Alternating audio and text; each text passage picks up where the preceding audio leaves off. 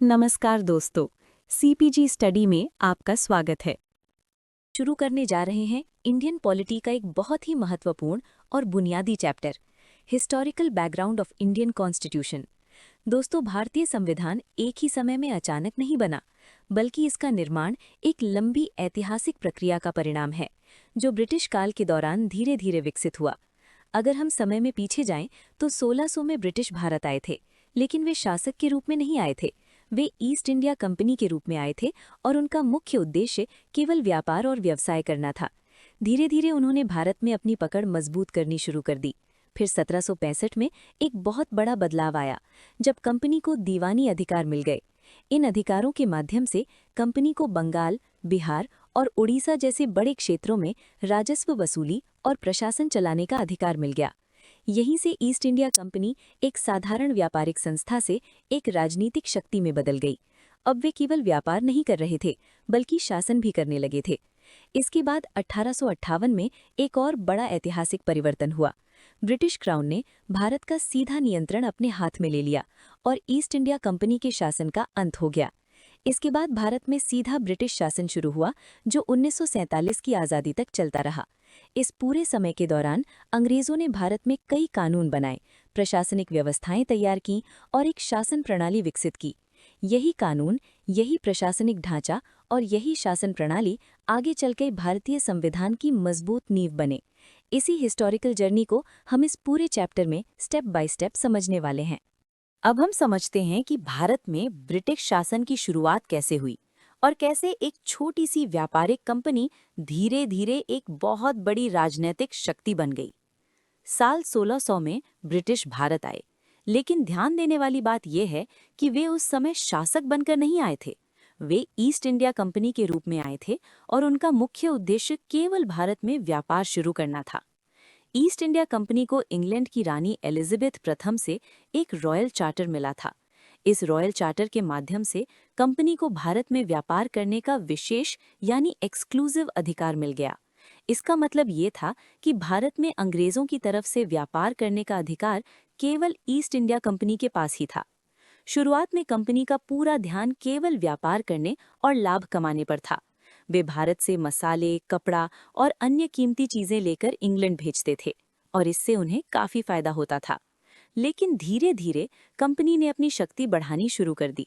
उन्होंने भारत के अलग अलग हिस्सों में अपनी पकड़ मजबूत करनी शुरू कर दी और राजनीतिक मामलों में भी दखल देना शुरू कर दिया। फिर 1764 में एक बहुत महत्वपूर्ण घटना हुई, बक्सर का युद्ध। इस युद्ध में ईस्ट इंडिया कंपनी की जीत हुई और इस जीत के बाद भारत में उनकी स्थिति बहुत मजबूत हो गई। इसके ठीक एक साल बाद 1765 में एक और बड़ा बदलाव आया। मुगल सम्राट शाह आलम द्वितीय ने ईस्ट इंडिया कंपनी को दीवानी अधिकार दे दिए। दीवानी अधिकार का मतलब था कि अब कंपनी को बंगाल, बिहार और उड़ीसा जैसे बड़े और समृद्ध क्षेत्रों में राजस्व वसूली करने और प्रशासन चलाने का अधिकार मिल गया। यहीं से कंपनी का असली शासन शुरू हुआ। अब कंपनी केवल व्यापार करने वाली संस्था नहीं रही, बल्कि एक राजनीतिक और प्रशासनिक शक्ति बन गई। इस समय से ईस्ट इंडिया कंपनी ने भारत में अपना नियंत्रण स्थापित करना शुरू कर दिया और धीरे धीरे वे भारत के बड़े हिस्सों पर शासन करने लगे। इस प्रकार हम देखते हैं कि 1600 में जो कंपनी केवल व्यापार करने आई थी, वो 1765 तक आते आते एक शक्तिशाली राजनीतिक और प्रशासनिक संस्था बन चुकी थी। अब हम भारतीय इतिहास के एक बहुत बड़े टर्निंग पॉइंट की बात करते हैं, जिसने भारत के शासन की पूरी दिशा बदल दी। 1857 में भारत में एक बड़ा विद्रोह हुआ, जिसे हम 1857 का विद्रोह या सिपाही विद्रोह के नाम से जानते हैं। ये विद्रोह ब्रिटिश शासन के लिए एक बहुत बड़ा झटका साबित हुआ। इस विद्रोह ने ये साफ कर दिया कि ईस्ट इंडिया कंपनी भारत को ठीक तरह से संभाल नहीं पा रही थी। कंपनी के शासन में कई कमियां और कमजोरियां सामने आ गई थी। लोगों में असंतोष बढ़ चुका था और जगह जगह विरोध शुरू हो गया था। इस स्थिति को देखते हुए ब्रिटिश सरकार ने एक बहुत महत्वपूर्ण और ऐतिहासिक निर्णय लिया। 1858 में ब्रिटिश सरकार ने ईस्ट इंडिया कंपनी का शासन पूरी तरह समाप्त कर दिया। अब भारत पर शासन किसी कंपनी के द्वारा नहीं, बल्कि सीधे ब्रिटिश सरकार द्वारा किया जाने लगा। इसका मतलब ये था कि भारत का पूरा नियंत्रण अब सीधे ब्रिटिश क्राउन यानी इंग्लैंड के राजा या रानी के हाथ में चला गया। इस बदलाव के साथ एक और महत्वपूर्ण परिवर्तन किया गया। गवर्नर जनरल का पद बदलकर वायसराय यानी वायसराय ऑफ इंडिया कर दिया गया। अब वायसराय भारत में ब्रिटिश राजा या रानी का सीधा प्रतिनिधि बन गया।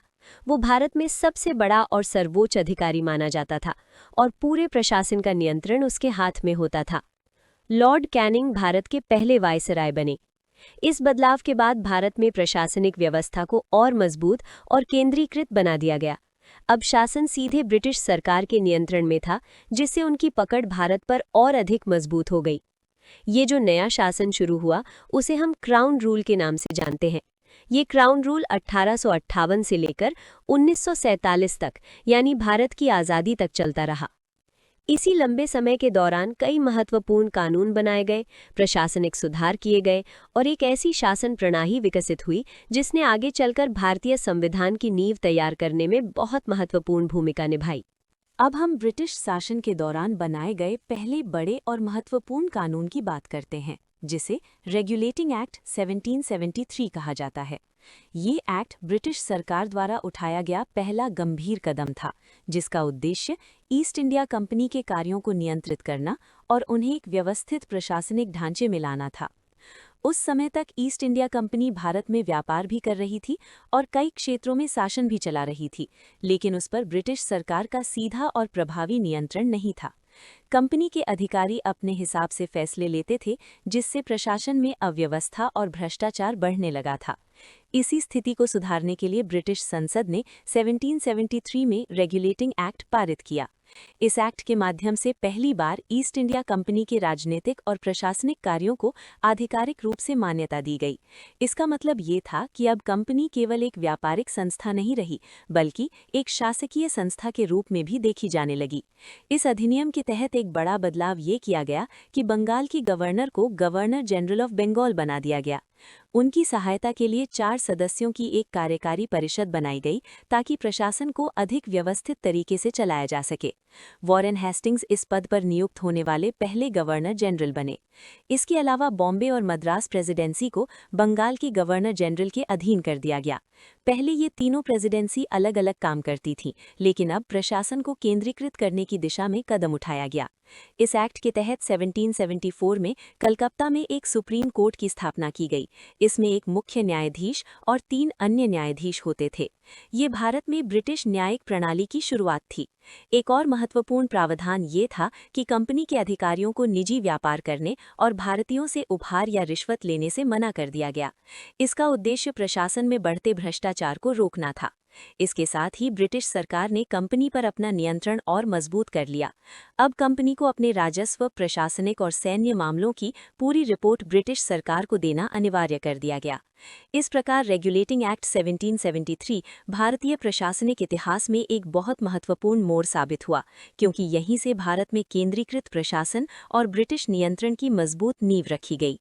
अब हम रेगुलेटिंग एक्ट 1773 के बाद लाए गए एक और महत्वपूर्ण कानून की बात करते हैं, जिसे संशोधन अधिनियम 1781 कहा जाता है। इसे एक्ट ऑफ सेटलमेंट के नाम से भी जाना जाता है। रेगुलेटिंग एक्ट 1773 लागू होने के बाद प्रशासन और न्यायपालिका के बीच कई तरह के टकराव और समस्याएं सामने आने लगी थीं। खासकर सुप्रीम कोर्ट और गवर्नर जनरल के अधिकारों को लेकर काफ़ी कन्फ्यूजन पैदा हो गया था। इन्हीं कमियों और समस्याओं को दूर करने के लिए 1781 में इस संशोधन अधिनियम को पारित किया गया। इस अधिनियम के तहत सबसे महत्वपूर्ण बदलाव ये किया गया कि गवर्नर जनरल और उसकी परिषद को सुप्रीम कोर्ट के अधिकार क्षेत्र से बाहर कर दिया गया, जब वे अपने आधिकारिक कार्य कर रहे हों। यानी अगर वे अपने सरकारी फैसले ले रहे हैं तो सुप्रीम कोर्ट उनके काम में हस्तक्षेप नहीं कर सकता था। इसी तरह ईस्ट इंडिया कंपनी के अधिकारियों को भी उनके सरकारी कार्यों के लिए सुप्रीम कोर्ट के हस्तक्षेप से छूट दे दी गई। इससे प्रशासनिक कार्यों में बार बार होने वाली कानूनी रुकावटें कम हो गईं। एक और महत्वपूर्ण प्रावधान ये था कि राजस्व यानी रेवेन्यू से जुड़े मामलों को सुप्रीम कोर्ट के अधिकार क्षेत्र से अलग कर दिया गया, क्योंकि उस समय राजस्व वसूली कंपनी के लिए सबसे महत्वपूर्ण काम था। इसलिए इसमें कोर्ट का दखल प्रशासन के लिए परेशानी पैदा कर रहा था। इस अधिनियम में ये भी तय किया गया कि सुप्रीम कोर्ट को कलकत्ता के सभी निवासियों पर अधिकार रहेगा। साथ ही न्याय व्यवस्था को और स्पष्ट बनाने के लिए ये व्यवस्था की गई कि हिंदुओं से जुड़े मामलों का फैसला हिंदू कानून के अनुसार किया जाएगा और मुसलमानों से जुड़े मामलों का फैसला मुस्लिम कानून के अनुसार किया जाएगा। इसके अलावा एक और महत्वपूर्ण बदलाव ये किया गया कि प्रांतीय न्यायालयों के फैसलों के खिलाफ अपील अब सुप्रीम कोर्ट में नहीं बल्कि गवर्नर जनरल इन काउंसिल के पास की जा सकती थी। गवर्नर जनरल इन काउंसिल को ये अधिकार भी दिया गया कि वो प्रांतीय न्यायालयों और परिषदों के लिए नियम बना सके, ताकि प्रशासन और न्याय व्यवस्था को अधिक व्यवस्थित तरीके से चलाया जा सके। इस प्रकार अमेंडिंग एक्ट 1781 ने रेगुलेटिंग एक्ट 1773 की कमियों को दूर किया और प्रशासन तथा न्यायपालिका के बीच संतुलन स्थापित करने की दिशा में एक महत्वपूर्ण भूमिका निभाई। अब हम ब्रिटिश शासन के दौरान पारित एक और महत्वपूर्ण अधिनियम की बात करते हैं, जिसे पिट्स इंडिया एक्ट 1784 कहा जाता है। ये एक्ट ब्रिटिश सरकार द्वारा पारित किया गया एक बहुत ही महत्वपूर्ण कानून था, जिसका मुख्य उद्देश्य ईस्ट इंडिया कंपनी के प्रशासन पर ब्रिटिश सरकार का और अधिक मजबूत नियंत्रण स्थापित करना था। रेगुलेटिंग एक्ट 1773 के बाद भी ये महसूस किया जा रहा था कि कंपनी के प्रशासन पर ब्रिटिश सरकार का नियंत्रण पूरी तरह से प्रभावी नहीं है। कंपनी कई मामलों में अपने हिसाब से फैसले ले रही थी, जिससे प्रशासन में तालमेल की कमी दिखाई दी रही थी। इसी स्थिति को सुधारने के लिए 1784 में पिट्स इंडिया एक्ट लागू किया गया। इस अधिनियम की सबसे बड़ी विशेषता ये थी कि इसने पहली बार ईस्ट इंडिया कंपनी के कार्यों को दो हिस्सों में बांट दिया। एक था व्यापारिक यानी कमर्शियल कार्य और दूसरा था राजनैतिक यानी पॉलिटिकल कार्य। अब कंपनी को उसके व्यापारिक कार्यों को संभालने की जिम्मेदारी दी गई, लेकिन राजनैतिक और प्रशासनिक मामलों के नियंत्रण के लिए एक नई संस्था बनाई गई, जिसे बोर्ड ऑफ कंट्रोल कहा गया। इस बोर्ड ऑफ कंट्रोल को भारत के नागरिक, सैन्य और राजस्व से जुड़े मामलों की देखरेख और उन्हें निर्देश देने का अधिकार दिया गया। इस नई व्यवस्था के कारण भारत में एक नई शासन प्रणाली की शुरुआत हुई, जिसे दोहरी शासन प्रणाली यानी डुअल गवर्नमेंट कहा जाता है। इसका मतलब ये था कि व्यापार कंपनी संभाल रही थी, लेकिन असली राजनीतिक नियंत्रण ब्रिटिश सरकार के हाथ में आ गया था। इस अधिनियम के बाद पहली बार कंपनी के भारत में स्थित क्षेत्रों को ब्रिटिश पोजेशंस इन इंडिया कहा जाने लगा। इससे ये स्पष्ट हो गया कि अब भारत में कंपनी के माध्यम से शासन तो चल रहा है, लेकिन असली मालिकाना हक और नियंत्रण ब्रिटिश सरकार का है। इस प्रकार पिट्स इंडिया एक्ट 1784 ने भारत में ब्रिटिश सरकार के सर्वोच्च नियंत्रण को स्थापित कर दिया और कंपनी के प्रशासन को सीधे सरकारी निगरानी में ला दिया। अब हम एक छोटे लेकिन बहुत महत्वपूर्ण अधिनियम की बात करते हैं, जिसे एक्ट ऑफ 1786 कहा जाता है। ये अधिनियम खास तौर पर लॉर्ड कॉर्नवालिस की नियुक्ति से जुड़ा हुआ था और इसने भारत के प्रशासनिक ढांचे को और मजबूत बनाने में महत्वपूर्ण भूमिका निभाई। जब लॉर्ड कॉर्नवालिस को बंगाल का गवर्नर जनरल बनाने का निर्णय लिया गया, तब उन्होंने इस पद को स्वीकार करने से पहले कुछ विशेष अधिकारों की मांग की। वे चाहते थे कि उन्हें ऐसे अधिकार दिए जाएं जिससे वे प्रशासन को और अधिक प्रभावी तरीके से चला सकें। उनकी पहली और सबसे महत्वपूर्ण मांग ये थी कि उन्हें विशेष परिस्थितियों में अपनी परिषद के निर्णयों को बदलने या अस्वीकार करने का अधिकार दिया जाए। इसका मतलब ये था कि अगर किसी महत्वपूर्ण मामले में परिषद का निर्णय उन्हें सही न लगे, तो वे अपने विवेक से उसे रोक सकते थे या बदल सकते थे।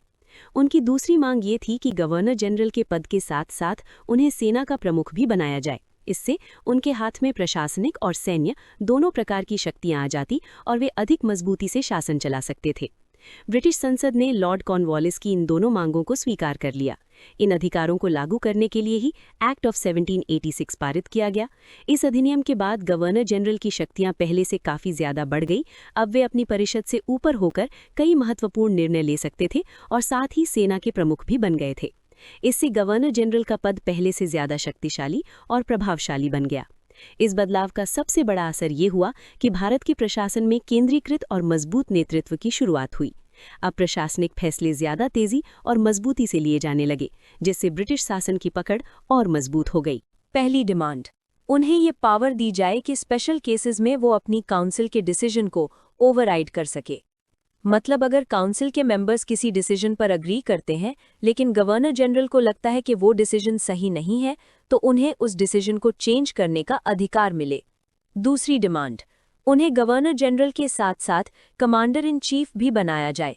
मतलब सिविल एडमिनिस्ट्रेशन के साथ मिलिट्री कंट्रोल भी उनके हाथ में हो। इन दोनों डिमांड्स को एक्सेप्ट करने के लिए ही एक्ट ऑफ 1786 पास किया गया। इस एक्ट ने गवर्नर जनरल की पावर्स को स्ट्रॉन्ग बनाया और एग्जीक्यूटिव अथॉरिटी को और सेंट्रलाइज कर दिया। अब हम समझते हैं चार्टर एक्ट ऑफ 1793 को, जो कंपनी रूल के दौरान एक और इम्पॉर्टेंट डेवलपमेंट था। इस एक्ट के मेन फीचर्स ये थे। पहला फीचर, जो ओवरराइडिंग पावर लॉर्ड कॉर्नवालिस को दी गई थी, मतलब स्पेशल केसेस में अपनी काउंसिल के डिसीजन को ओवरराइड करने की पावर, उसे अब सभी फ्यूचर गवर्नर जनरल्स और प्रेसिडेंसी के गवर्नर्स को भी दे दिया गया। इससे एग्जीक्यूटिव अथॉरिटी और स्ट्रांग हो गई। दूसरा फीचर, गवर्नर जनरल को बॉम्बे और मद्रास जैसी सबॉर्डिनेट प्रेसिडेंसीज के ऊपर और ज्यादा कंट्रोल दिया गया, मतलब सेंट्रल अथॉरिटी को और पावरफुल बना दिया गया और प्रेसिडेंसीज की इंडिपेंडेंस और कम हो गई। तीसरा फीचर, ईस्ट इंडिया कंपनी का ट्रेड मोनोपोली इंडिया में फिर से 20 साल के लिए एक्सटेंड कर दिया गया। इसका मतलब कंपनी को इंडिया में ट्रेड करने का एक्सक्लूसिव राइट मिलता रहा। चौथा फीचर, ये डिसाइड किया गया कि commander in chief automatically governor general की काउंसिल का मेंबर नहीं होगा जब तक उसे स्पेसिफिकली अपॉइंट न किया जाए। इससे काउंसिल की कॉम्पोजिशन को रेगुलेट किया गया। पांचवा फीचर, बोर्ड ऑफ कंट्रोल के मेंबर्स और उनके स्टाफ का सैलरी अब इंडियन रेवेन्यू से पे किया जाएगा, मतलब इंडिया की इनकम से ही ब्रिटिश सुपरवाइजरी बॉडी का खर्चा निकाला जाएगा। इस तरह चार्टर एक्ट ऑफ 1793 ने गवर्नर जनरल की पावर्स को एक्सटेंड किया, सेंट्रल कंट्रोल को और स्ट्रॉन्ग बनाया, कंपनी के ट्रेड मोनोपोली को कंटिन्यू रखा और ब्रिटिश गवर्नमेंट के फाइनेंशियल कंट्रोल को और इंस्टीट्यूशनलाइज किया। अब बात करते हैं चार्टर एक्ट ऑफ 1813 की, जो कंपनी रूल के दौरान एक और इम्पॉर्टेंट माइलस्टोन था। इस एक्ट के मेन फीचर्स को सिंपल और क्लियर तरीके से समझते हैं। पहला फीचर, इस एक्ट ने ईस्ट इंडिया कंपनी का इंडिया में ट्रेड मोनोपोली खत्म कर दिया, मतलब अब इंडियन ट्रेड सभी ब्रिटिश मर्चेंट्स के लिए ओपन हो गया। लेकिन एक एक्सेप्शन था, कंपनी का मोनोपोली टी के ट्रेड और चाइना के साथ ट्रेड पर कंटिन्यू रहा। दूसरा फीचर, इस एक्ट ने ऑफिशियली ये डिक्लेयर किया कि इंडिया में कंपनी के टेरिटरीज पर अल्टीमेट सॉवरेनिटी ब्रिटिश क्राउन की है, मतलब अथॉरिटी का फाइनल सोर्स ब्रिटिश क्राउन को माना गया। तीसरा फीचर, इस एक्ट ने क्रिश्चियन मिशनरीज को इंडिया आने की परमिशन दी। उनका पर्पस था लोगों को एनलाइटन करना, यानी रिलीजियस और एजुकेशनल एक्टिविटीज करना। चौथा फीचर, इस एक्ट ने ब्रिटिश टेरिटरीज में वेस्टर्न एजुकेशन को स्प्रेड करने का प्रोविजन दिया। यहीं से इंडिया में वेस्टर्न एजुकेशन सिस्टम की फॉर्मल शुरुआत हुई। पांचवा फीचर, लोकल गवर्नमेंट्स को यह अथॉरिटी दी गई कि वो लोगों पर टैक्सेस इम्पोज कर सकें, साथ ही अगर कोई टैक्स पे नहीं करे तो उन्हें पनिश करने का भी पावर दिया गया। इस तरह चार्टर एक्ट ऑफ 1813 ने कंपनी के कमर्शियल मोनोपोली को लार्जली खत्म किया, ब्रिटिश क्राउन की सॉवरेनिटी को असर्ट किया, मिशनरीज और वेस्टर्न एजुकेशन को अलाउ किया और लोकल गवर्नमेंट्स को टैक्सेशन पावर्स दी। अब बात करते हैं चार्टर एक्ट ऑफ 1833 की, जो ब्रिटिश इंडिया में सेंट्रलाइजेशन की प्रोसेस का फाइनल स्टेप माना जाता है, मतलब अब पूरी अथॉरिटी धीरे धीरे एक सेंट्रल गवर्नमेंट के हाथ में आ रही थी। अब इस एक्ट के मेन फीचर्स को डिटेल में समझते हैं। पहला फीचर, इस एक्ट ने बंगाल के गवर्नर जनरल को गवर्नर जनरल ऑफ इंडिया बना दिया। अब उन्हें पूरे ब्रिटिश इंडिया पर सिविल और मिलिट्री पावर्स दे दी गईं। इससे पहली बार गवर्नमेंट ऑफ इंडिया का कॉन्सेप्ट ऑफिशियली क्रिएट हुआ, जिसके पास ब्रिटिश के सारे इंडियन टेरिटरीज पर अथॉरिटी थी। इस एक्ट के बाद पहले गवर्नर जनरल ऑफ इंडिया बने लॉर्ड विलियम बेंटिंक। दूसरा फीचर, बॉम्बे और मद्रास के गवर्नर से उनकी लेजिस्लेटिव पावर्स छीन ली गईं। अब पूरे ब्रिटिश इंडिया के लिए कानून बनाने का एक्सक्लूसिव राइट सिर्फ गवर्नर जनरल ऑफ इंडिया के पास था। पहले जो लॉज बनते थे उन्हें रेगुलेशंस कहा जाता था, लेकिन इस एक्ट के बाद जो लॉज बनने लगे उन्हें एक्ट्स कहा गया। तीसरा फीचर, इस एक्ट ने ईस्ट इंडिया कंपनी की कमर्शियल एक्टिविटीज को कंप्लीटली खत्म कर दिया। अब कंपनी सिर्फ एक एडमिनिस्ट्रेटिव बॉडी बन गई जो गवर्नेंस का काम करेगी। साथ ही ये भी डिक्लेयर किया गया कि कंपनी जो टेरिटरीज इंडिया में होल्ड कर रही है वो एक्चुअली ब्रिटिश क्राउन के लिए ट्रस्ट के रूप में होल्ड कर रही है। चौथा फीचर, इस एक्ट ने सिविल सर्वेंट्स के सिलेक्शन के लिए ओपन कंपटीशन सिस्टम इंट्रोड्यूस करने की कोशिश की। साथ ही ये भी कहा गया कि इंडियंस को कंपनी के अंडर किसी भी पोस्ट या ऑफिस से मना नहीं किया जाएगा, लेकिन इस प्रोविजन को कोर्ट ऑफ डायरेक्टर्स के ऑपोजिशन के बाद प्रैक्टिकली इम्प्लीमेंट नहीं किया गया। इस तरह चार्टर एक्ट ऑफ 1833 ने पूरी लेजिस्लेटिव पावर को सेंट्रलाइज किया, कंपनी को सिर्फ एडमिनिस्ट्रेटिव बॉडी बना दिया और गवर्नमेंट ऑफ इंडिया का फॉर्मल स्ट्रक्चर एस्टैब्लिश किया। अब हम आते हैं चार्टर एक्ट ऑफ 1853 पर। ये 1793 से 1853 के बीच ब्रिटिश पार्लियामेंट द्वारा पास किए गए चार्टर एक्ट्स की सीरीज का लास्ट एक्ट था। इसे एक इम्पॉर्टेंट कॉन्स्टिट्यूशनल लैंडमार्क माना जाता है। अब इस एक्ट के मेन फीचर्स को सिंपल और क्लियर तरीके से समझते हैं। पहला फीचर, इस एक्ट ने पहली बार गवर्नर जनरल की काउंसिल के लेजिस्लेटिव और एग्जीक्यूटिव फंक्शंस को अलग कर दिया। मतलब जो लॉ बनाते थे और जो एडमिनिस्ट्रेशन चलाते थे, उनके रोल्स को क्लियरली सेपरेट किया गया। इसके लिए 6 नए मेंबर्स ऐड किए गए जिन्हें लेजिस्लेटिव काउंसिलर्स कहा गया। इससे एक separate governor generals legislative council बनी, जिसे इंडियन सेंट्रल लेजिस्लेटिव काउंसिल कहा गया। ये लेजिस्लेटिव विंग एक मिनी पार्लियामेंट की तरह काम करता था और ब्रिटिश पार्लियामेंट के प्रोसीजर्स फॉलो करता था। यहाँ से पहली बार लेजिस्लेशन को एक स्पेशल फंक्शन माना गया, जिसके लिए अलग मशीनरी और अलग प्रोसेस की जरूरत होती है। दूसरा फीचर, इस एक्ट ने सिविल सर्वेंट्स के सिलेक्शन के लिए ओपन कंपटीशन सिस्टम इंट्रोड्यूस किया। मतलब अब रिक्रूटमेंट मेरिट के बेसिस पर कंपेटिटिव एग्जाम के थ्रू होने लगा। कवेनेंटेड सिविल सर्विस को इंडियंस के लिए भी ओपन कर दिया गया। इसी के बाद 1854 में मकॉले कमेटी अपॉइंट की गई, जो इंडियन सिविल सर्विस के स्ट्रक्चर पर काम करे। तीसरा फीचर, इस एक्ट ने कंपनी के रूल को कंटिन्यू किया और उसे इंडियन टेरिटरीज को ब्रिटिश क्राउन के लिए ट्रस्ट के रूप में होल्ड करने की परमिशन दी। लेकिन पहले के चार्टर एक्ट्स की तरह इसमें कोई स्पेसिफिक टाइम पीरियड मेंशन नहीं किया गया। इसका मतलब ये था कि पार्लियामेंट जब चाहे तब कंपनी का रूल खत्म कर सकती है। चौथा फीचर, इस एक्ट ने पहली बार इंडियन सेंट्रल लेजिस्लेटिव काउंसिल में लोकल रिप्रेजेंटेशन इंट्रोड्यूस की। जो 6 नए लेजिस्लेटिव मेंबर्स ऐड किए गए, उनमें से 4 मेंबर्स को मद्रास, बॉम्बे, बंगाल और आगरा की प्रोविंशियल गवर्नमेंट्स ने अपॉइंट किया। इस तरह चार्टर एक्ट ऑफ 1853 ने लेजिस्लेटिव और एग्जीक्यूटिव फंक्शंस को अलग किया, कॉम्पिटिटिव सिविल सर्विसेज का सिस्टम इंट्रोड्यूस किया, कंपनी के रूल को टेम्पररी नेचर का बनाया और लेजिस्लेटिव काउंसिल में लोकल रिप्रेजेंटेशन की शुरुआत की। अब बात करते हैं गवर्नमेंट ऑफ इंडिया एक्ट 1858 की, जो 1857 के बड़े विद्रोह के बाद पास किया गया था। ये एक बहुत ही इम्पॉर्टेंट टर्निंग पॉइंट था इंडियन एडमिनिस्ट्रेशन के हिस्ट्री में। इस एक्ट के थ्रू सबसे बड़ा चेंज ये हुआ कि ईस्ट इंडिया कंपनी का रूल कंप्लीटली खत्म कर दिया गया। अब इंडिया का कंट्रोल सीधा ब्रिटिश क्राउन यानी ब्रिटिश रानी के हाथों में चला गया। मतलब अब इंडिया किसी कंपनी के अंडर नहीं, बल्कि डायरेक्टली ब्रिटेन की मोनार्की के अंडर रूल होने लगा। इसके बाद इंडिया का शासन ब्रिटिश रानी के नाम पर चलाया जाने लगा। ये एक सिंबॉलिक ही नहीं, बल्कि प्रैक्टिकल चेंज भी था, जिसे ब्रिटिश गवर्नमेंट का डायरेक्ट कंट्रोल एस्टैब्लिश हो गया।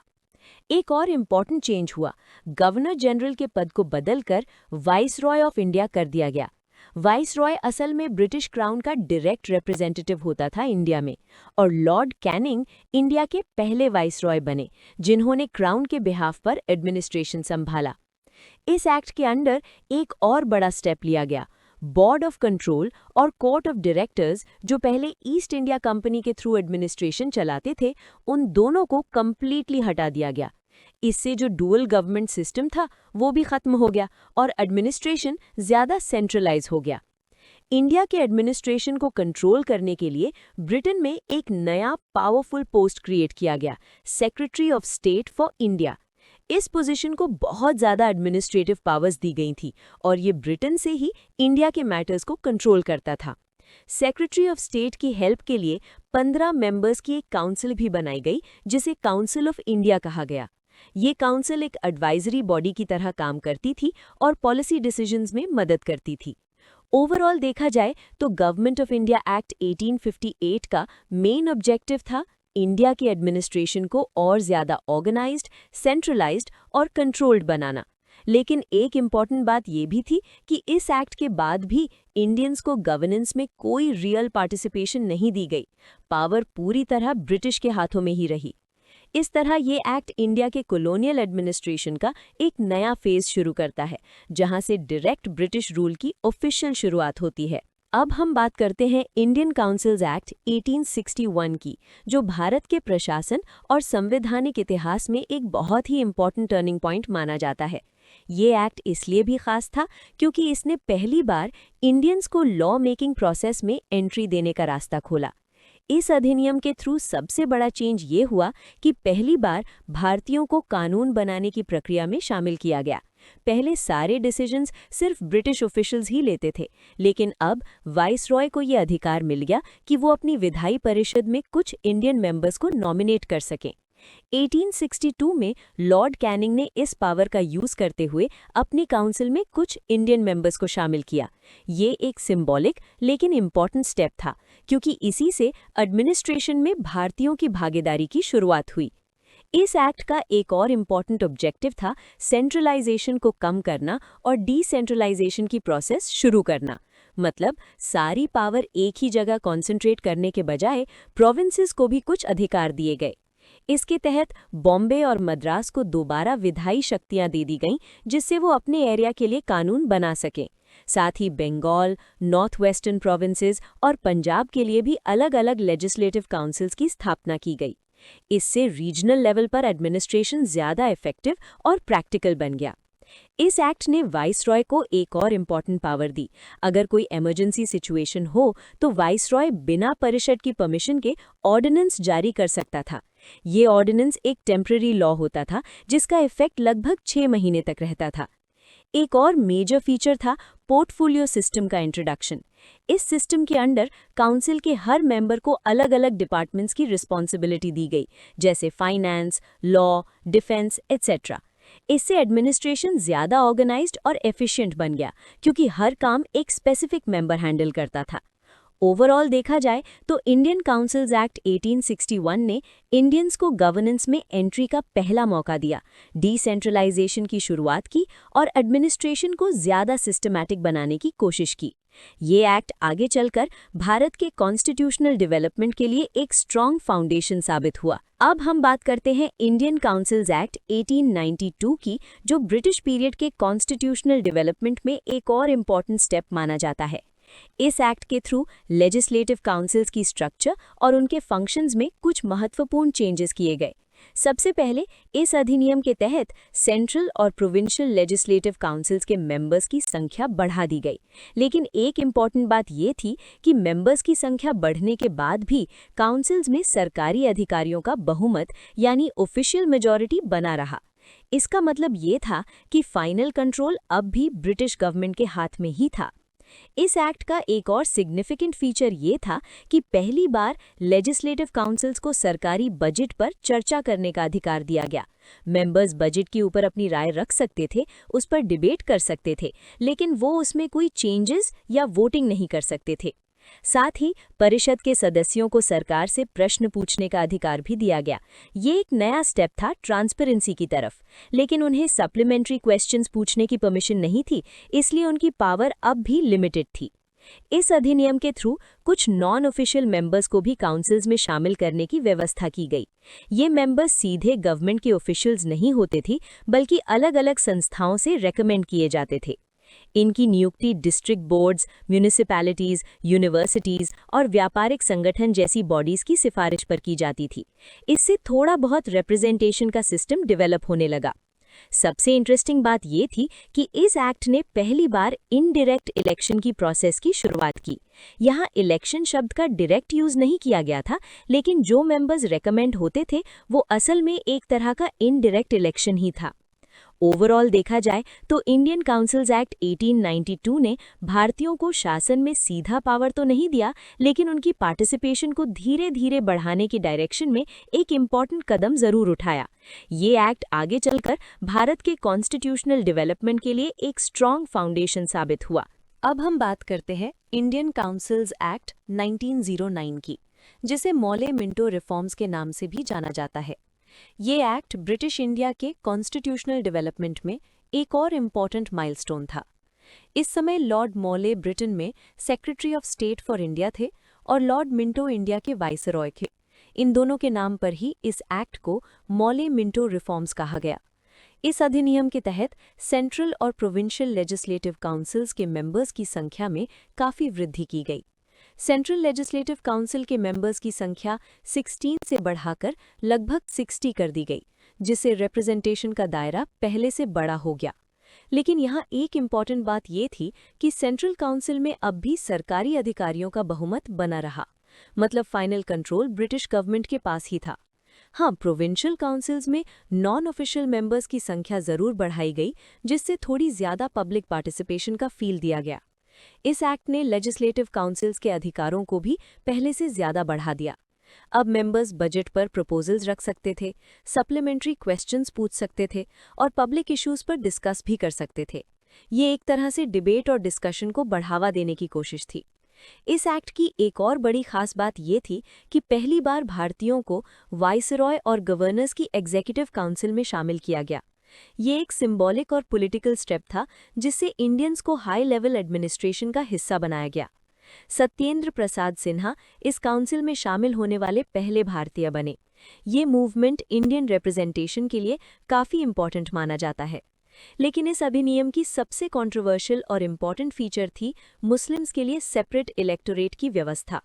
इसका मतलब ये था कि मुस्लिम रिप्रेजेंटेटिव्स सिर्फ मुस्लिम वोटर्स के द्वारा ही चुने जाते थे। ये सिस्टम पहली बार इंट्रोड्यूस किया गया, जिससे अलग अलग कम्युनिटीज़ के लिए अलग पॉलिटिकल रिप्रेजेंटेशन का कॉन्सेप्ट शुरू हुआ।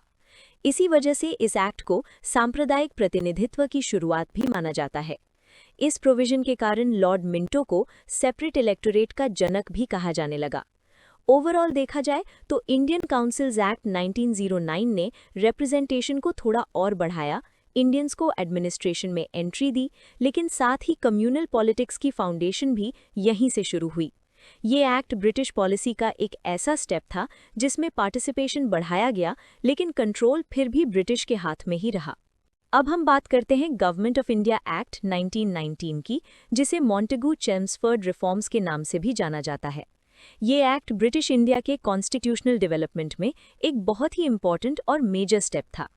इस एक्ट का नाम दो इम्पॉर्टेंट लोगों के नाम पर रखा गया था, मॉन्टेगू, जो उस समय इंडिया के सेक्रेटरी ऑफ स्टेट थे, और लॉर्ड चेम्सफोर्ड, जो इंडिया के वाइसरॉय थे।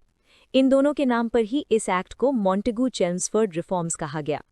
इस अधिनियम का मेन ऑब्जेक्टिव था भारत में धीरे धीरे रिस्पॉन्सिबल गवर्नमेंट की स्थापना करना, यानी इंडियंस को गवर्नेंस में थोड़ा थोड़ा ज़्यादा रोल देना।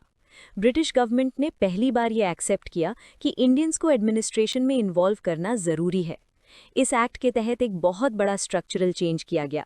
पहली बार सेंटर और प्रोविंसेस के सब्जेक्ट्स को अलग अलग कर दिया गया, मतलब कुछ टॉपिक्स सेंटर के कंट्रोल में रहे और कुछ प्रोविंसेस को दे दिए गए, जिससे दोनों अपने अपने एरियाज में कानून बना सकें। सबसे इम्पॉर्टेंट फीचर था प्रोविंशियल लेवल पर डायरकी सिस्टम का इंट्रोडक्शन। डायरकी का मतलब होता है दो हिस्सों में शासन। यहाँ प्रोविंशियल सब्जेक्ट्स को दो कैटेगरीज में बांट दिया गया। पहला, ट्रांसफर्ड सब्जेक्ट्स, जो इंडियन मिनिस्टर्स के कंट्रोल में दिए गए, जैसे एजुकेशन, हेल्थ और लोकल सेल्फ गवर्नमेंट। दूसरा, रिजर्व्ड सब्जेक्ट्स, जो गवर्नर और उसकी एग्जीक्यूटिव काउंसिल के कंट्रोल में रहे, जैसे पुलिस, फाइनेंस और लॉ एंड ऑर्डर। इससे एक ड्यूअल सिस्टम क्रिएट हुआ, जहां कुछ पावर्स इंडियंस के पास थी और कुछ ब्रिटिश के पास। इस एक्ट की एक और मेजर अचीवमेंट थी, पहली बार इंडिया में बाय कैमरल लेजिस्लेचर, यानी दो सदन वाली व्यवस्था शुरू की गई। सेंट्रल लेवल पर दो हाउसेस बनाए गए, upper house council of state और लोअर हाउस लेजिस्लेटिव असेंबली। इस एक्ट के तहत पहली बार डायरेक्ट इलेक्शंस की भी शुरुआत हुई। लोग अपने रिप्रेजेंटेटिव्स को सीधे वोट करके चुनने लगे, जो डेमोक्रेटिक प्रोसेस की तरफ एक बड़ा कदम था। साथ ही वाइसरॉय की एग्जीक्यूटिव काउंसिल में भी बदलाव किया गया। अब 6 में से कम 3 मेंबर्स का भारतीय होना जरूरी कर दिया गया, जिससे इंडियन रिप्रेजेंटेशन और बढ़ सके। लेकिन इस एक्ट का एक नेगेटिव एस्पेक्ट भी था। इसने कम्युनल रिप्रेजेंटेशन यानी सेपरेट इलेक्टोरेट सिस्टम को और ज़्यादा एक्सपैंड कर दिया। अब ये सिस्टम सिर्फ मुस्लिम्स तक लिमिटेड नहीं रहा, बल्कि Sikhs, Indian Christians, Anglo Indians और यूरोपियंस तक भी एक्सटेंड कर दिया गया। इस अधिनियम के तहत पब्लिक सर्विस कमीशन की स्थापना का भी प्रोविजन किया गया, जिसे बाद में 1926 में एस्टैब्लिश किया गया। ये बॉडी गवर्नमेंट जॉब्स के रिक्रूटमेंट को मैनेज करने के लिए बनाई गई। ओवरऑल देखा जाए तो गवर्नमेंट ऑफ इंडिया एक्ट 1919 ने इंडियंस को गवर्नेंस में ज़्यादा पार्टिसिपेशन देने की दिशा में एक इम्पॉर्टेंट स्टेप लिया, लेकिन साथ ही इसने ड्यूअल गवर्नेंस और कम्युनल रिप्रेजेंटेशन जैसे सिस्टम्स भी इंट्रोड्यूस किए, जिससे ब्रिटिश कंट्रोल अब भी काफ़ी हद तक बना रहा। अब हम आते हैं गवर्नमेंट ऑफ इंडिया एक्ट 1935 पर, जो ब्रिटिश पीरियड का सबसे बड़ा और सबसे इम्पॉर्टेंट अधिनियम माना जाता है। इस एक्ट ने भारत के प्रशासनिक स्ट्रक्चर में बहुत बड़े और गहरे बदलाव किए, और आगे चलकर यही एक्ट इंडियन कॉन्स्टिट्यूशन का एक मेजर बेस बना। इस अधिनियम की सबसे इम्पॉर्टेंट फीचर थी, पहली बार इंडिया में फेडरल सिस्टम का कॉन्सेप्ट इंट्रोड्यूस किया गया। इसका मतलब था कि पावर्स को सेंटर और प्रोविंसेस के बीच डिवाइड किया गया, जिससे दोनों अपने अपने एरियाज में इंडिपेंडेंटली काम कर सकें। इस एक्ट के तहत प्रोविंसेस में जो डायरकी सिस्टम 1919 के एक्ट में शुरू किया गया था, उसे अब कंप्लीटली खत्म कर दिया गया। उसकी जगह प्रोविंशियल ऑटोनॉमी यानी प्रांतीय स्वायत्तता लागू की गई। इससे प्रोविंसेस को अपने काम खुद हैंडल करने की ज्यादा पावर मिल गई और वहां की सरकार ज्यादा इंडिपेंडेंट हो गई। कुछ प्रोविंसेस में बाइकैमरल लेजिस्लेचर की भी व्यवस्था की गई, यानी वहां 2 सदन वाली विधायिका बनाई गई। इससे लॉ मेकिंग प्रोसेस और ज्यादा स्ट्रक्चर्ड और सिस्टमैटिक हो गया। इस अधिनियम के तहत एक और बहुत इंपॉर्टेंट प्रोविजन था रिजर्व बैंक ऑफ इंडिया यानी आरबीआई की स्थापना का। आरबीआई का काम था देश की मॉनेटरी सिस्टम को कंट्रोल करना और फाइनेंशियल स्टेबिलिटी मेंटेन करना। साथ ही फेडरल कोर्ट और पब्लिक सर्विस कमीशन की स्थापना का प्रोविजन भी इस एक्ट में किया गया। फेडरल कोर्ट का काम लीगल डिस्प्यूट्स को सॉल्व करना था, जबकि public service commission government jobs के रिक्रूटमेंट प्रोसेस को मैनेज करता था। इस एक्ट ने वोटिंग राइट्स यानी मताधिकार का भी एक्सपेंशन किया। पहले से ज्यादा लोगों को वोट देने का अधिकार मिला, लेकिन फिर भी ये राइट सभी लोगों तक नहीं पहुंचा था। सिर्फ कुछ स्पेसिफिक क्वालिफिकेशंस वाले लोग ही वोट दे सकते थे। ओवरऑल देखा जाए तो गवर्नमेंट ऑफ इंडिया एक्ट 1935 ने इंडिया के एडमिनिस्ट्रेटिव और पॉलिटिकल सिस्टम को एक स्ट्रॉन्ग स्ट्रक्चर दिया। ये एक्ट आगे चलकर इंडियन कॉन्स्टिट्यूशन का एक मेजर बेस बना। अब हम पहुंचते हैं सबसे इम्पॉर्टेंट और हिस्टोरिकल फेज पर, यानी इंडियन इंडिपेंडेंस एक्ट 1947 पर। ये एक ऐसा अधिनियम था जो ब्रिटिश पार्लियामेंट द्वारा पास किया गया और जिसने लगभग 200 साल से चल रहे ब्रिटिश रूल का इंडिया में अंत कर दिया। इस अधिनियम के अनुसार 15 अगस्त 1947 से भारत को एक स्वतंत्र और संपूर्ण रूप से सॉवरेन राष्ट्र घोषित कर दिया गया। ये दिन हमारे देश के इतिहास का सबसे बड़ा टर्निंग पॉइंट था, जहां से इंडिया ने अपनी आज़ादी की नई कहानी शुरू की। इस एक्ट के तहत भारत का विभाजन भी किया गया और 2 अलग-अलग स्वतंत्र डोमिनियन बनाए गए, इंडिया और पाकिस्तान। दोनों देश अलग-अलग राष्ट्रों के रूप में उभर कर सामने आए। इसके बाद वाइसरॉय का पद समाप्त कर दिया गया। अब दोनों देशों में गवर्नर जनरल को राष्ट्र प्रमुख के रूप में अपॉइंट किया गया, जो अपने अपने देश की सरकार की सलाह पर काम करते थे। ब्रिटिश सरकार ने इंडिया और पाकिस्तान के प्रशासन पर अपना सारा नियंत्रण पूरी तरह से खत्म कर दिया और सत्ता पूरी तरह से इंडियन लीडर्स को दे दी गई। अब देश का फ्यूचर और गवर्नेंस पूरी तरह से भारतीयों के हाथ में था। इस अधिनियम के तहत दोनों देशों की कॉन्स्टिट्यूएंट असेंबलीज को अपना अपना संविधान बनाने और उसे लागू करने का पूरा अधिकार दे दिया गया। ये एक बहुत बड़ा स्टेप था, क्योंकि अब इंडिया अपने लिए खुद रूल्स और लॉज बना सकता था। एक और इम्पॉर्टेंट बात ये थी कि अब ब्रिटिश पार्लियामेंट द्वारा बनाया गया कोई भी कानून इंडिया पर तब तक लागू नहीं किया जा सकता था जब तक इंडियन लेजिस्लेचर उसे एक्सेप्ट न करे। इससे इंडिया की पूरी कानूनी स्वतंत्रता इस्टेब्लिश हो गई। इस एक्ट के थ्रू ब्रिटिश क्राउन का जो वीटो पावर था इंडिया के मैटर्स में, उसे भी कंप्लीटली खत्म कर दिया गया। मतलब अब ब्रिटिश सम्राट का इंडियन गवर्नेंस में कोई डायरेक्ट रोल नहीं रहा। साथ ही जो ब्रिटिश पैरामाउंटेसी थी इंडियन प्रिंसली स्टेट्स पर, उसे भी समाप्त कर दिया गया। अब उन रियासतों को ये ऑप्शन दिया गया कि वो इंडिया या पाकिस्तान में शामिल हो सकती हैं या थ्योरेटिकली इंडिपेंडेंट भी रह सकती हैं। इस प्रकार इंडियन इंडिपेंडेंस एक्ट 1947 ने न सिर्फ ब्रिटिश रूल का अंत किया, बल्कि भारत में स्वतंत्र शासन और संविधान निर्माण की दिशा में अंतिम और निर्णायक कदम साबित हुआ। अब हम बात करते हैं भारत की संविधान सभा के गठन और संविधान के निर्माण की, जो हमारे देश के इतिहास का एक बहुत ही महत्वपूर्ण और गौरवशाली चरण था। सबसे पहले 1946 में भारत की संविधान सभा का गठन किया गया। इस सभा का मेन ऑब्जेक्टिव था भारत के लिए एक नया और अपना संविधान तैयार करना, जो देश की जरूरतों और लोगों की आशाओं के अनुरूप हो। इस सभा में देश के अलग-अलग हिस्सों से चुनकर आए हुए प्रतिनिधि शामिल थे।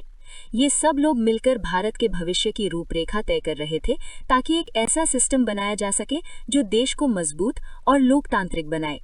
15 अगस्त 1947 को भारत आजाद तो हो गया, लेकिन उस समय तक देश का अपना परमानेंट संविधान लागू नहीं हुआ था। इसलिए स्वतंत्रता के बाद भी कुछ समय तक देश का शासन गवर्नमेंट ऑफ इंडिया एक्ट 1935 के आधार पर ही चलता रहा। इसके बाद संविधान सभा ने लगातार मेहनत करके लगभग 2 साल 11 महीने और 18 दिन में भारतीय संविधान तैयार किया। इस दौरान संविधान के हर एक पार्ट पर गहरी चर्चा हुई, डिबेट्स हुई और देश की जरूरतों को ध्यान में रखते हुए रूल्स और प्रोविजंस बनाए गए। अंत में 26 नवंबर 1949 को संविधान सभा ने भारतीय संविधान को ऑफिशियली अडॉप्ट कर लिया, ये एक हिस्टोरिक मोमेंट था जहां देश को अपना लिखित और व्यवस्थित नियम मिल गया। इसके बाद 26 जनवरी 1950 को भारतीय संविधान पूरे देश में लागू कर दिया गया। इसी दिन भारत एक गणराज्य यानी रिपब्लिक बन गया, जहां देश का राष्ट्रपति राष्ट्र का प्रमुख बना। इसी के साथ भारत में ब्रिटिश शासन की पुरानी व्यवस्थाएं पूरी तरह खत्म हो गईं और उनकी जगह एक स्वतंत्र, लोकतांत्रिक और संवैधानिक शासन प्रणाली की स्थापना हो गई। ये पूरा प्रोसेस न सिर्फ एक कानूनी डॉक्यूमेंट बनाने का था, बल्कि एक नए भारत की नींव रखने का सफर था, जिसमें देश के लीडर्स ने मिलकर एक स्ट्रॉन्ग और डेमोक्रेटिक नेशन का सपना साकार किया। 15 अगस्त 1947 को जब भारत आज़ाद हुआ, तब सिर्फ एक नया देश ही नहीं बना, बल्कि एक नई सरकार और नई लीडरशिप भी बनी। इंडिपेंडेंट इंडिया की पहली कैबिनेट ने देश को संभालने और नए भारत की नींव रखने का जिम्मा उठाया। इस कैबिनेट के प्रधान नेता थे पंडित जवाहरलाल नेहरू, जो भारत के पहले प्राइम मिनिस्टर बने। उनके पास एक्सटर्नल अफेयर्स और साइंटिफिक रिसर्च जैसे इंपॉर्टेंट डिपार्टमेंट्स भी थे। उन्होंने देश की फॉरेन पॉलिसी और मॉडर्नाइजेशन की स्ट्रॉन्ग फाउंडेशन रखी। सरदार वल्लभ भाई पटेल को होम मिनिस्ट्री दी गई। साथ ही इंफॉर्मेशन एंड ब्रॉडकास्टिंग और स्टेट्स का डिपार्टमेंट भी उनके पास था। उन्होंने देश की इंटरनल सिक्योरिटी संभाली और सबसे इम्पोर्टेंट काम, अलग-अलग प्रिंसली स्टेट्स को भारत में जोड़ने का महान कार्य किया। डॉक्टर राजेंद्र प्रसाद को फूड एंड एग्रीकल्चर का जिम्मा दिया गया। उस समय देश को खाद्य संकट से निकालना एक बड़ा चैलेंज था और उन्होंने इस डायरेक्शन में काफ़ी इम्पोर्टेंट रोल निभाया। मौलाना अबुल कलाम आज़ाद को एजुकेशन मिनिस्ट्री दी गई। उन्होंने भारत के एजुकेशन सिस्टम को डेवलप करने और नए इंस्टीट्यूशंस की फाउंडेशन रखने में बड़ा योगदान दिया। डॉक्टर जॉन मथाई को रेलवेज एंड ट्रांसपोर्ट मिनिस्टर बनाया गया। उनका काम देश के ट्रांसपोर्ट सिस्टम को मजबूत बनाना और कनेक्टिविटी को इम्प्रूव करना था। R.K. षणमुगम चेट्टी को फाइनेंस मिनिस्ट्री दी गई। वो इंडिपेंडेंट इंडिया के पहले फाइनेंस मिनिस्टर बने और उन्होंने देश का पहला बजट प्रेजेंट किया। Doctor B.R. अंबेडकर को लॉ मिनिस्ट्री दी गई। उन्होंने भारत के कानूनी सिस्टम को शेप दिया और आगे चलकर संविधान के निर्माण में सबसे बड़ा योगदान दिया। जगजीवन राम को लेबर मिनिस्ट्री दी गई। उन्होंने मजदूरों के अधिकारों और उनकी कंडीशंस को सुधारने के लिए काम किया। सरदार बलदेव सिंह को डिफेंस मिनिस्ट्री दी गई। उन्होंने नए भारत की सेना को ऑर्गेनाइज करने और देश की सुरक्षा को मजबूत करने में अहम भूमिका निभाई। राजकुमारी अमृत कौर हेल्थ मिनिस्टर बनी। उन्होंने देश के हेल्थ सेक्टर को सुधारने और हॉस्पिटल्स और मेडिकल फैसिलिटीज़ को डेवलप करने पर फोकस किया। C.H. भाभा को कॉमर्स मिनिस्ट्री दी गई, जहां उन्होंने देश के व्यापार और अर्थव्यवस्था को संभालने का काम किया। रफ़ी अहमद किडवाई कम्युनिकेशन मिनिस्टर बने और उन्होंने देश के पोस्टल और कम्युनिकेशन सिस्टम्स को मजबूत बनाया। डॉक्टर श्यामा प्रसाद मुखर्जी को इंडस्ट्रीज एंड सप्लाईज का डिपार्टमेंट दिया गया। उन्होंने इंडस्ट्रियल डेवलपमेंट और सप्लाई सिस्टम को ऑर्गेनाइज करने में इम्पॉर्टेंट रोल प्ले किया। V.N. गाडगिल को works, mines and power ministry दी गई। उनका काम इंफ्रास्ट्रक्चर डेवलपमेंट और एनर्जी रिसोर्सेज को मैनेज करना था। ये पहली कैबिनेट सिर्फ एक सरकारी टीम नहीं थी, बल्कि देश के हर फील्ड के स्ट्रॉन्ग लीडर्स का ग्रुप था, जिन्होंने मिलकर एक नए और मजबूत भारत की फाउंडेशन रखी। इन सभी नेताओं ने अपनी जिम्मेदारियों को निभाकर इंडिपेंडेंट इंडिया को स्टेबिलिटी और डायरेक्शन दी। अब इस चैप्टर के एंड में कुछ इंपॉर्टेंट फैक्ट्स और समरी पॉइंट्स को समझते हैं, जो इंडिया की हिस्टोरिकल बैकग्राउंड को एक क्लियर पिक्चर देते हैं। सबसे पहले बात करते हैं 1764 की, जब बैटल ऑफ बक्सर हुआ। इस युद्ध के बाद मुगल एम्परर शाह आलम II ने ईस्ट इंडिया कंपनी को दीवानी राइट्स दे दिए। इसका मतलब ये था कि कंपनी को बंगाल, बिहार और उड़ीसा में रेवेन्यू कलेक्ट करने का अधिकार मिल गया। यहीं से कंपनी का इकोनॉमिक कंट्रोल इंडिया में स्ट्रॉन्ग होने लगा। फिर 1784 में पिट्स इंडिया एक्ट इंट्रोड्यूस किया गया, जिसे ब्रिटिश प्राइम मिनिस्टर विलियम पिट ने लॉन्च किया था। इस एक्ट का मेन एम ये था कि ईस्ट इंडिया कंपनी के एडमिनिस्ट्रेशन पर ब्रिटिश गवर्नमेंट का कंट्रोल और ज़्यादा स्ट्रॉन्ग बनाना। उस समय सिविल सर्विसेज को 2 पार्ट्स में डिवाइड किया गया था। पहला था कवेनेंटेड सिविल सर्विसेज, जिसमें हायर पोस्ट्स शामिल थीं और ये ज़्यादातर ब्रिटिश लोगों के पास होती थीं। दूसरा था अनकवर्नेंटेड सिविल सर्विसेज, जिसमें लोअर पोस्ट्स आती थी और यहाँ इंडियंस को थोड़ी बहुत एंट्री मिलती थी। 1860 में ब्रिटिश इंडिया में पहली बार बजट सिस्टम इंट्रोड्यूस किया गया। इससे इनकम और एक्सपेंडिचर का प्रॉपर रिकॉर्ड रखने की प्रोसेस शुरू हुई, जो आगे चलकर मॉडर्न फाइनेंशियल एडमिनिस्ट्रेशन का बेस बनी। ब्रिटिश पॉलिसी का मेन एम ये था कि धीरे धीरे इंडियंस को एडमिनिस्ट्रेशन में इंक्लूड किया जाए। साथ ही सेल्फ गवर्नमेंट इंस्टीट्यूशंस को डेवलप करने पर भी फोकस किया गया, ताकि लोगों को गवर्नेंस का एक्सपीरियंस मिल सके। 1926 में central public service commission establish किया गया, जो ली कमीशन की रिकमेंडेशन पर बना था। इसका काम गवर्नमेंट जॉब्स के रिक्रूटमेंट सिस्टम को ऑर्गेनाइज करना था, जो आज के यूपीएससी का बेस माना जाता है। अब बात करते हैं इंडियन इंडिपेंडेंस के फाइनल स्टेप्स की। इंडियन इंडिपेंडेंस बिल को ब्रिटिश पार्लियामेंट में 4 जुलाई 1947 को इंट्रोड्यूस किया गया। इसके बाद 18 जुलाई 1947 को इसे पास कर दिया गया और 15 अगस्त 1947 से ये ऑफिशियली लागू हो गया। इंडिया और पाकिस्तान की बाउंड्रीज को डिसाइड करने का काम रैडक्लिफ कमीशन ने किया था। उन्होंने ही दोनों देशों के बीच की फाइनल बॉर्डर्स तय की थी। इन सब पॉइंट्स को अगर एक साथ देखें तो ये क्लियरली दिखाई देता है कि कैसे धीरे धीरे ब्रिटिश रूल एस्टैब्लिश हुआ, फिर एडमिनिस्ट्रेटिव रिफॉर्म्स आए और आखिर में इंडिया को इंडिपेंडेंस मिल गई।